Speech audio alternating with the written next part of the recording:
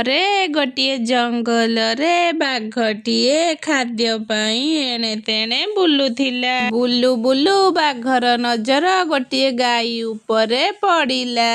ଗାଈଟି ଜଙ୍ଗଲରେ ବୁଲି ବୁଲି ଘାସ ଖାଉଥିଲା। ବାଘ ଗାଈ ପାଖକୁ ଗଲା। ଗାଈଟି ବାଘକୁ ତା ପାଖରେ ଦେଖି ଡରିଗଲା। ମୁଁ ଆଜି ତତେ ଖାଇମି। ନା ନା, ତମେ ମତେ ଖାଅନି। ମୋର ଗୋଟେ ଛୋଟ ଛୁଆଟେ ଅଛି। ସେ ଭୋକ ଉପାସରେ ମତେ ଅନେଇଥିବ। ନା, ତୁ ମୋଠୁରୁ ବଞ୍ଚିବା ପାଇଁ ମିଛ କହୁଛୁ।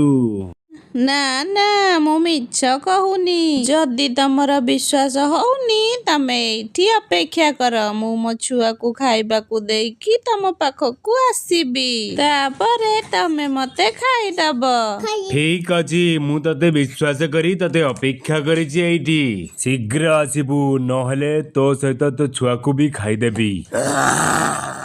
ତାପରେ ଗାଈଟି ତା ଛୁଆ ପାଖକୁ ଗଲା। ଛୁଆକୁ ଖାଇବାକୁ ଦେଇ ତାକୁ ଗେଲ କରି ତା ପାଖରୁ ପଳେଇ ଆସିଲା। ଆରେ, ତୁ ତ କଥା ରଖି ସତରେ ପଳେଇ ଆସିଲୁ। ମୁଁ ସେଥିପାଇଁ ବହୁତ ଖୁସି।